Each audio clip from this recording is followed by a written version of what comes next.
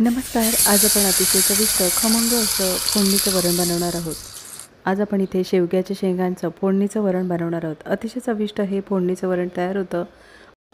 नक्कीच 2 घास जास्त जेवाल असं हे फोडणीचं वरण तयार होतं. हे एक फोडणीचं वरण असेल, दुसरं तुम्ही काहीही नाही बनवलं तर नक्कीच 2 घास जास्त जेवाल असं हे शेवग्याच्या शेंगांचं फोडणीचं वरण तयार होतं. एकदा अशा पद्धतीने हे फोडणीचं वरण बनवून बघा आणि कमेंटमध्ये मला नक्कीच सांगा. इथे आपण 1 वाटी तुरीची डाळ भिजवून घेतलेली 10 ते 15 मिनिटासाठी. डाळ भिजवून झाल्यानंतर पातेल्यामध्ये आपण शिजवून घेणार आहोत.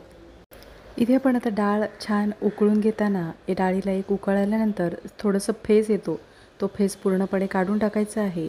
फेस काढून झाल्यानंतर इथे आपण आता अर्धा चमचा जिऱ्याचा वापर करणार आहोत. 2 चिमूटभर आपण इथे हिंगाचा वापर करणार आहोत.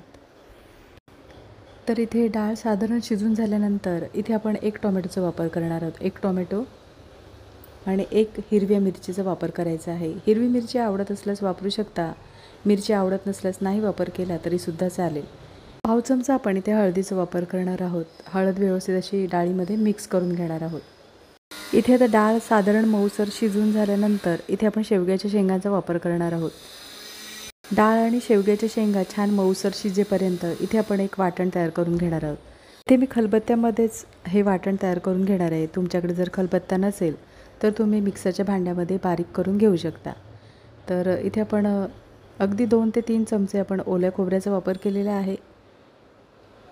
4 ते 5 लसूण पाकळ्यांचा वापर करणार आहोत. छोट्या मोठ्या अशा लसूण पाकळ्या घेतलेल्या आहेत. पाव चमचा आपण इथे जिऱ्याचा वापर करणार आहोत. पाव चमचा जिरे. पाण्याचा वापर न करता खलबत्त्यामध्ये हे वाटण आपण असं कुटून घेणार आहोत. ओलं खोबरं, जिरे आणि लसूण आता इथे कुटून झालेलं आहे. इथे आपण 1 लाल मिरचीचा वापर करणार आहोत. फक्त कलरसाठी इथे आपण लाल मिरचीचा वापर करणार आहोत.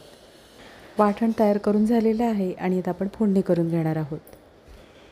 नक्कीच एकदा अशा पद्धतीने म्हणजे ह्या वाटणामध्ये अशा पद्धतीने हे फोडणीचं वरण बनवून बघा. नक्कीच 2 घास जास्त जेवाल असं हे वरण तयार होतं. तर इथे पाहू शकता वरण म्हणजे डाळ छान इथे शिजलेली आहे आणि शेवग्याच्या शेंगासुद्धा छान मऊसर अशा शिजलेल्या आहेत. शिजल्यानंतर मिक्स करून घ्यायची आहे. अशा पद्धतीने आपण डाळ आता एकजीव होईपर्यंत आपल्याला छान मिक्स करून घ्यायची आहे. म्हणजे ज्या वेळेला आपण फोडणीचं वरण बनवतो त्यावेळेला डाळ वेगळी होत नाही आणि त्यातील पाणी वेगळं होत नाही. इथे आता डाळ व्यवस्थित अशी मिक्स करून झाल्यानंतर गरम पाण्याचा वापर करायचा आहे. म्हणजे तुम्हाला वरण कितपत पातळ किंवा घट्ट हवं आहे त्याप्रमाणे तुम्हाला गरम पाण्याचा वापर करायचा आहे.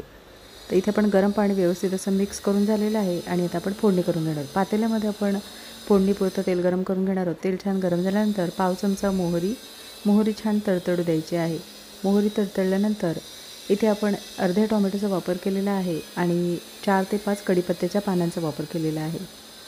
खमंग अशी फोडणी तयार करून झाल्यानंतर जे वाटण तयार करून घेतलेलं आहे खलबत्त्यामध्ये ते आपण आता इथे वाटण फोडणीमध्ये परतवून घेणार आहोत.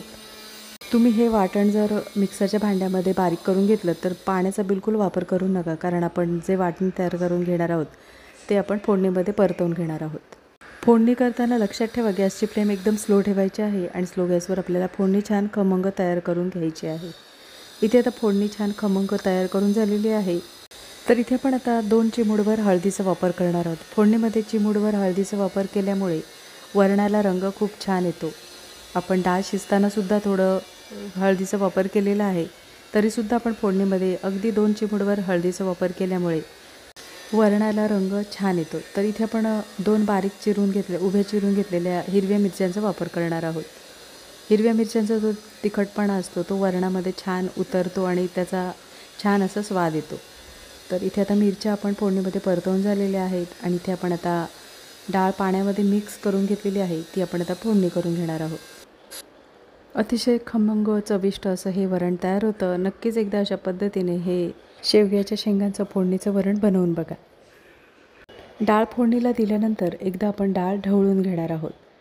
इथे आता डाळ ढवळून झालेली आहे आणि इथे आपण आता चवीनुसार मिठाचा वापर करणार आहोत. चवीनुसार मिठाचा वापर केल्यानंतर वरण आपण एकदा ढवळून घेणार आहोत.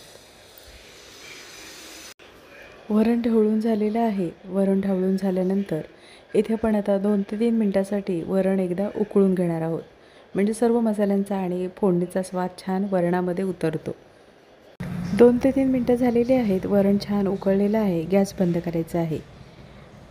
गॅस बंद करताना वरून बारीक चिरलेल्या कोथिंबीरीचा वापर करणार आहोत. नक्कीच एकदा अशा पद्धतीने हे फोडणीचं वरण बनवून बघा आणि कमेंटमध्ये मला नक्कीच सांगा. बनवायला सोपं आणि खायला तितकंच अतिशय चविष्ट असं हे शेवग्याच्या शेंगांचं फोडणीचं वरण तयार होतं.